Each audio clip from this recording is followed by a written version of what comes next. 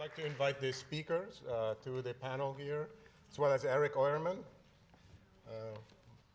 So please come in.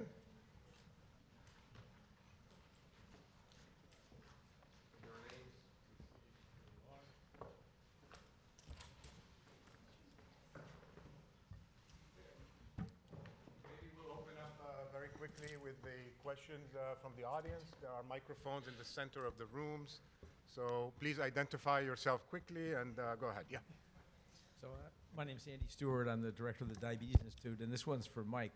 So Mike, it's so fun to hear the story, and it's so revealing and so interesting. And my question is, I think, a pretty obvious one, and that it has to do with what does this look like 10 years from now from an healthcare economics point of view? How do you who pays for this? How could it be applied to 330 million Americans or whatever we have right now and globally? And maybe other people in the panel might want to comment on that as well. And we should talk about whether Repaglinide is the right drug. That's another question, but we'll do that privately. All right. Well, I appreciate any free advice on that one. Let's see, we are on? Good. Who pays for it? I think that's the number one problem. I think our whole system is broken. That is to say, we're really only pay people when they get ill for the most part, not so much when they're healthy. So there's a lot of creative ideas out there how to best manage this. One idea is that employers have a big stake in keeping their people healthy, so incentives that they might do pay for these sorts of monitoring things. What we're doing now, I present as a research study. Here I'm totally conflicted. We've spun off a company that's doing this. It still costs $3,500 to do a subset of what I showed, but they do whole body MRI. And I would argue that's still worth it, but I think we can drive the price way down. I think this could get quite cheap. The wearables, by the way, are dirt cheap. They're a little expensive now, but you can make them for probably 20 bucks in the future. And that can go out all around the world. So I think some form of this will get out there because it's easy and dirt cheap. Other forms for the moment are expensive, and we do need creative ideas like employers, ideally incentivize people. I think there's a whole behavioral side to this. How do you get people to be healthy even if you give them good advice? And the answer seems to be you have to financially incentivize them or get their family involved. There's creative ideas there too. Yeah, please, Melissa. I'd love to add on just a little bit to that. I think that, in this current world where we have these amazing studies that, are spending a lot of money and time pouring through all the data and coming up with these really wonderful realizations, how can we sort of lift up from that some of the generalizations that we can give to everybody in the world, right? So yes, in the future, maybe someone in the bush in Africa will have access to some of these things, but for right now they don't. And so how can we, do a little bit of what I talked about in my talk, which is lift up some of those findings and put them into the reference implementations that are available to everyone. And so I think that's where the AI tricks need to come into play, and maybe that's something that other members of the panel might have. Yeah, Suresh, definitely you need to intervene here. So here's a story. A few months ago, a journalist who uses a CPAP machine got his coverage for a CPAP machine withdrawn by his insurance company. He did some digging around. He's a journalist, so he could do this. And he figured out that they said, you're not using it right. We haven't been using it properly. We're not going to cover it for you. I'm paraphrasing this, more details here. It's like, how do you know I'm not using it right? Well, it turns out a few months before that, he had been offered sort of a wireless software update by the company that sold him the machine, saying this would be just very convenient for you. We can just send updates wirelessly to your device. It would be great. You should just allow us to do this. I said, okay, fine. Turns out the company was selling his data to the insurance company.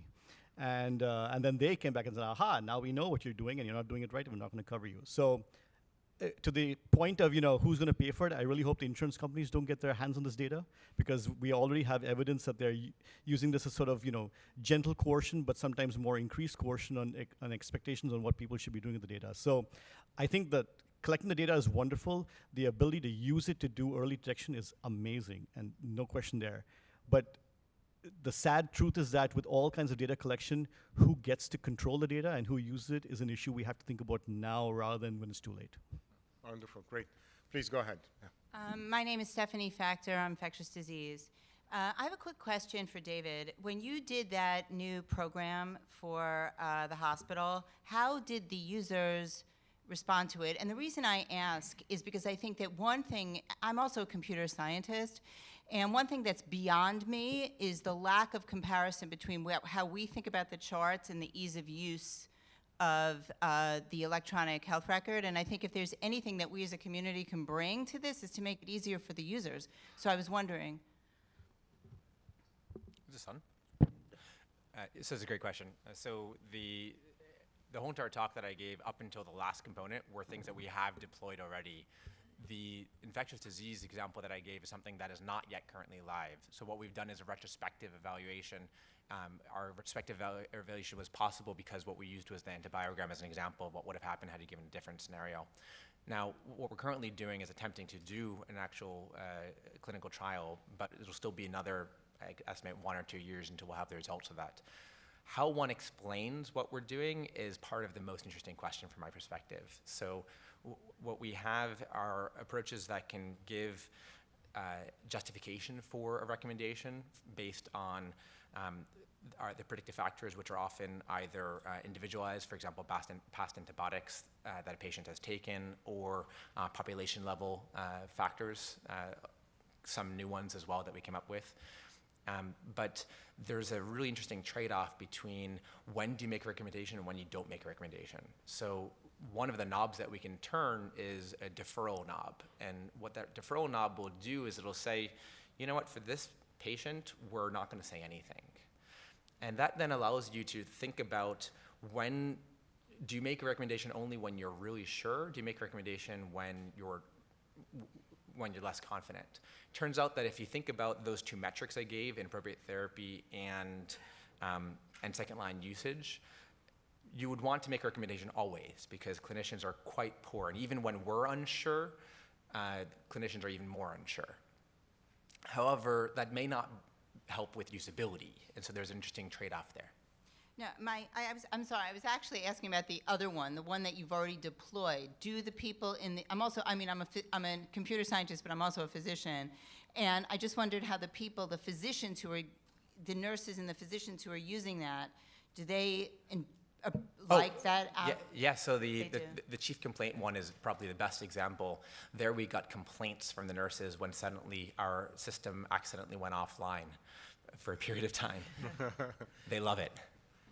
That's like critical, I think. Please go ahead, yeah.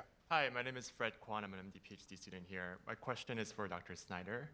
Of all dozen or so personalized devices that you had mentioned, which one did you find to be most impactful if we were to begin tracking our own data? And second question is there a way for us to, if you were to begin sharing that data, to share that data with the researchers so that they can make an algorithm out of it? With the first one, of course, I am partial to the smartwatch.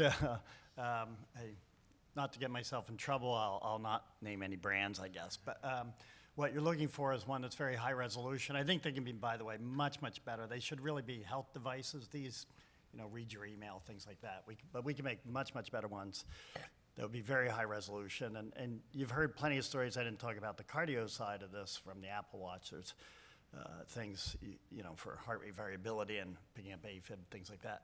So anyway, I'm partial to the smartwatch, but it could have a lot more things on them. The ultimate one is yet to be built. And I forgot your other question. Yeah, I think you had mentioned the app, but yeah, I'm a believer. I forgot to say, but all our data is available and open. You can actually 15% of people haven't made their data available, but their genomic data, but the rest is all out there. You can go find it and download, including the wearable data. I would argue that's a major limitation right now, data sharing. It's very hard, even published data, it's often very hard to get at. Are you looking to recruit more people from people who wear smartwatches? Definitely. Send me an email, we'll sign you up. That's great, thank you. All of you can, I'll give you another email address then later, but if you all do it. But anyway, we'd love to have as many people as possible in this detecting infectious disease. So, and also chronic fatigue, if any of you have that, let me know. Great. Jazz, yeah. Hey guys, my name is Jazz. I'm a researcher actually under Zahi in the BIMI group. And I wanted to thank you guys for all your very interesting talks. It was fantastic. I had a quick question, which was at what point natural language processing comes into the design of these applications and programs for data collection? Because I think that the transferring of the data to the physician and to health insurance companies are critical for understanding on a mass scale the variability between people. But I'm worried that in self-reporting technologies where it really is predicated on your own use of the biometric, your own use of tracking what foods you ate, if it's not seen as a trusting relationship that has some give and take and some cushion room, for example, if you're diabetic type 2 and you make maybe a choice to have something that would increase your glycemic index, not feeling punitive or not feeling scared that that would have a negative impact. So I'm curious at what point you guys think maybe natural language processing and building some kind of what feels like a nutritionist or a personal fitness goal health kind of relationship with these applications and biometric devices might play a role within this grander scheme. Eric, do you mind starting on this one, and we'll ask the others too? Yeah. Am I? Yeah, I mean, I sort of hear two separate things in your question. One sounds more like chat bots and kind of like a natural language generation as for like behavioral modification, and I kind of put that in a separate bin personally than natural language processing, which is more like extracting the meaning from language, which I think there's an incredible potential for that in the biomedical space. I think we all talk about at Mount Sinai, so much of the most interesting medical data is in the physician text notes, which are then often sometimes inscrutable even to other physicians, much less algorithms. But it's, I think, a particularly hard problem to tackle, the natural language processing, certainly in the medical space, but even more kind of broadly, as well as, I think, to me, one of the most exciting talks was Dr. Snyder's, because, a lot of the information there, it presupposes you don't have to have already seen a physician and had a physician interpret the information prior to getting this very different set of kind of orthogonal data to like a physician's window onto that when you get natural language text. Melissa, please, yeah. So kind of relating to the second bucket of your question, I think one thing that we think a lot about in our rare disease space is we do a lot of text processing. A lot of the information that we need is actually in the notes, not in there don't exist codes for a lot of these things in most medical systems. And that's actually really useful. But one of the things that I see a lot is that people don't really use much of the structure of the ontologies for that text mining. So this is another area where AI could be a lot smarter. Just matching on partial strings from a terminology is not really that great. We can do all kinds of things with the underlying logic. So that slide I showed about how it's related to all these anatomical terms or cellular terms, these kinds of things also get co-mentions within the text. And there are very few algorithms that actually use that information when they're pulling out information. So that's part one. The second part is also that information can also come from places other than just the clinician's notes. So it can also come from the patients themselves. And these terminologies should be able to pull out the same types of information from those as well. So a charge to those of you working in this area. Others want to add more things from the panel? No? Just one comment. So this is my taking off my hat, bias hat, putting on my sort of user of ontology hat, right? So as I was telling Melissa earlier, sort of as a casual user, I've been playing with ontologies and trying to understand the matching problem. And I think I just want to echo what she said, that one of the opportunities with machine learning in general, right, is the access to tons of data. However, that data needs to be interpreted in a way, and ontologies are a way to interpret the data in a way that's structured and relevant to your problem. And I think having a way to combine ontologies and data is sort of is an ongoing debate even within the AI machine learning community. How do you bring in domain knowledge along with lots and lots of data to be in a harmonious whole rather than just swinging wildly from one side to the other? And so I think ontologies are a very good way to sort of get there in that sense. Great. Okay. Please Thank go you. ahead. Yeah. My question is related to the role of industry versus academic efforts that try to really develop new methods of analyzing medical records and patient data. It's clear that Yelp or Amazon can make a much better artificial intelligence prediction about my favorite restaurant or the next thing that I'm going to buy, but it hasn't really been deployed in academic settings. So I was thinking the access to all of this data, which is either unstructured, all over the place, or just really, protected because of security reasons. It's very privacy reasons. It's very. It's probably going to take a long time for an academic effort to find the best machine learning protocol that Google or Amazon can already come up with. I was thinking, but of course we have to be careful about how they access the data. So I'm thinking if there's going to be a balance, or if we're going to basically take the the slow route and keep academic efforts trying to figure out from like Melissa's showed like 37 different databases. Melissa or Eric? Well, I think there's a very big difference in terms of the relationship between the sourcing of the data for the problem that, let's say, Amazon or like Booking.com has, and the relationship between the kind of real-time like phenotyping and access to the data in a healthcare setting. By which I mean like for example, if you go to Booking.com or you go to Google and they make predictions on you, the instant you start interacting with them, they start acquiring data on what you click on, how long you spend on a page, and so forth. And they use that to build models, sometimes very simple models even, that are related to what else you do on that site. So it's all co-localized. What they're trying to predict and what they're gathering from is in their ecosystem, Booking.com, for example, or Google.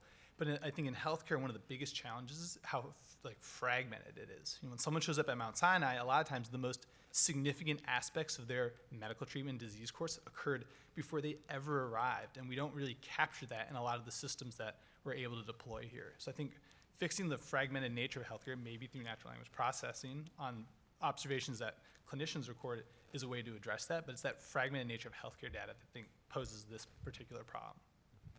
Maybe I can just add to that. So read between the lines in your question, you're asking, should this research be done in academia versus industry? And what Eric just mentioned is one important facet, which is, and I'll reword what you said a bit, which is that you can't just get the data and use and hope to do something magical with it. At least not if you want to use that model that you gave of the Yelp side, right? Because of exactly what Eric said, the feedback mechanisms that you need in order to actually learn from the data is not already, that's missing from the data. So for example, if you were Epic or Mount Sinai, for example, then you would be able to start to do those, but you can't do that if you're Google. The second component has to do with, well, what are the interesting questions to solve? And that's the second part, which is, I think, what I've been seeing from the tech industry right now, which is extremely excited about healthcare, are them working on a lot of boring problems. And I think that has to do with them also being also devoid of the relevant context, right? They're not health institutions. They're trying to take a tool that they have in their toolbox and throw it at problems that seem to be very easy to solve with those tools, but those aren't necessarily the right problems to solve. Good point. Melissa, please, yeah. And then Michael. I think there's also, especially in this country, we have, laws that don't let us have a single patient identifier system for the nation. There are other countries that are much more able to allow specialized access to all of the data across a nation, so we have a much better population. There's also cultural problems.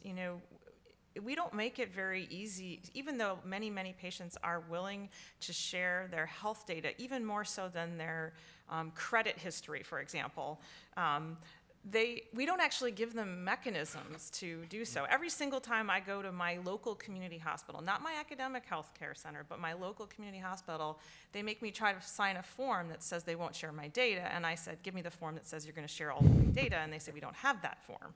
So, we're not actually, as a country, generating the data that even if we had the right security and access permissions in place to allow the partnerships that I think we really need with public-private partnerships with these data, we don't have the actual systems or policies in place to help everyone participate in that. Michael? Yeah, I guess my view is that depends on the context of which your question's framed. So my own belief is that academia is really, really good at proof of principle and also discovering new things and starting these algorithms getting going. And industry is just so much better at making them robust and commercializing them so that they really work. And quite frankly, I tend to only believe things once I see it turned into a product that gets out there, because there's a lot of, as you know, things reported in academia that never really reproduce. So I think it depends on context. But in this particular space, obviously, the healthcare system has all the data. So the academia has a big advantage. But we'll see what happens in the long run, whether there are ways. And probably because of that, I think the partnership is going to be really, really important. So I would argue in Silicon Valley, people really do, a lot of the healthcare industries there's a ton of them forming in this whole space, as you might imagine. They've got capabilities that go way beyond what academics do as well, and the partnerships seem to work out the best, in my opinion. So I like the hybrid approach myself. Super. Please go ahead. Yeah. Hi, I'm Maxine McIntosh. I'm a PhD student from the Alan Turing Institute in London. And to the previous question, the Alan Turing Institute is the UK's Institute for AI and Data Science. I think they've been kind of quite expert in quite nuanced partnerships between academia and industry, so happy to chat afterwards. So my question is probably more for Suresh, but maybe Melissa and David can chime in. And it's around kind of the bias. And a lot of, I feel, issues around bias come around the generalizability of algorithms, and you talked about that in terms of robustness. And due to the idiosyncrasies and messiness of data sets like administrative data sets, I almost feel that kind of truly generalizable algorithms feels almost a little bit unrealistic. So to what extent do you think that we should be moving away from trying to achieve kind of full generalizability to actually providing, for example, health systems or hospitals to have the framework by which to locally train algorithms, and that should be kind of, that's the better approach rather than these very, very generalizable, transferable algorithms? Thanks. That's an interesting question. It is true that full generalizability is difficult, especially because of the way in which we collect data and the local variations in how we collect data. Whether the solution is to do local collection, which is pretty much what happens already, every health system collects their own data and builds their own models based on that. My inclination is towards something slightly different. It's not so much to say that because we can't build fully generalizable, robust methods, we shouldn't. It's more like we should be surrounding these systems with a bunch of essentially sensors that allow us to detect problems where they might be going outside the realm of their outside their comfort zone. And there is research on this now. We are beginning to see, examples of ways to detect whether there are problems. I mean, you had a paper, this last year at NIPS, which sort of talked about how to determine how fair a classifier is. And so there are ways to build scaffolding around the systems. You can think of them like safeguards or audits or sensors that in the meantime will allow us to detect problems that we can come up with. And as we have identified more problems, we can add more sensors so that when we start carrying them around, we can see what kinds of things flare up as we apply them. And I think that's a more conservative way for now to move forward while still being cautious about how we use these systems. That would be my instinct anyway. Great. Okay, we have 5 more people, so we'll try to finish on time also. Please go ahead. Hi, I'm Taylor. I'm a PhD student here at Mount Sinai. My question is mainly to David, but it sort of pings off what everyone else has said. It's to do with the chief complaint predictor and how it avoids the feedback loop problem of that Suresh mentioned. So, what's stopping a nurse from putting something in and sort of getting halfway through typing something out and being like, oh, well, that's close enough to what I was going to say. And then how do you catch sort of the outliers or the sort of rare symptoms, which as we, spoke about, like those are often the things that are going to catch those sort of rare diseases, those rare cases. So there are 2 questions that you're asking. I'll start with the second one, which is how do we know that we're not making things worse with our system? And I think it's a real concern to have, because if we are predicting chief complaints, that might then introduce bias in what it should be, and that could conceivably reduce the quality over time. And so we did an evaluation where we actually manually did chart review to try to assess both the quality and completeness of the chief complaints, and we found, and it wasn't obvious beforehand, but we did find from that study that both actually improved using our new system. But such a study has to be done. Regarding your first question about feedback cycles, in particular the feedback cycles that Suresh mentioned, that's absolutely an issue as well. And we are going to run into that in the next couple of years as we start to retrain these models, and we're going to have to think really deeply about how to address it. So can I, Melissa. just really briefly, so we similarly have done some similar kinds of analyses where, especially for the rare disease diagnostics use case, we really, because of the ontologies, we can actually we have an algorithm that says, users who shopped for this also shopped for that, right? And so that actually works quite well to ensure that we get the inclusion and exclusion phenotypes, recorded, which are often missing. And so when we evaluate that against what the clinicians natively do, we get richer data. And so that's been a great outcome. But the downside is just as David said, you can end up with biases in the data if you're not then also allowing just the free text description. So I think these two things are in tension with one another. And I think at least for our use case, it would be helpful to continue to have some kind of audio to text or something like this in combination with this type of approach, because we don't really want to lose the ability to just have free text description. So. Eric? Hi, James Iotrides, professor in orthopedics. I want to first congratulate the speakers in the panel for a really inspiring and informative session. My question is for Dr. Snyder, picking up on Suresh's comment on data privacy. Can you comment on what you're doing for data protections and patient protections, particularly because it seems so like really worlds apart when you've got private sector and academic institutions which are built on that privacy? Well, I guess we try and make very, very secure systems, but having said that, I'm actually an open scientist kind of guy. That is to say, to enroll in our study, for the most part, you have to be willing to make your data open. And that way, the whole scientific community, this is a research project, so we want it to be as valuable to the community as possible.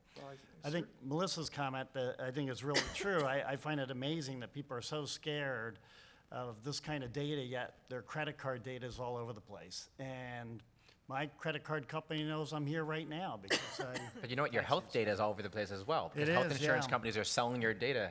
Yeah, it's out there. So I've heard the saying, privacy, get over it. It's already gone. So I don't know if I totally believe that, but I think you should control the privacy.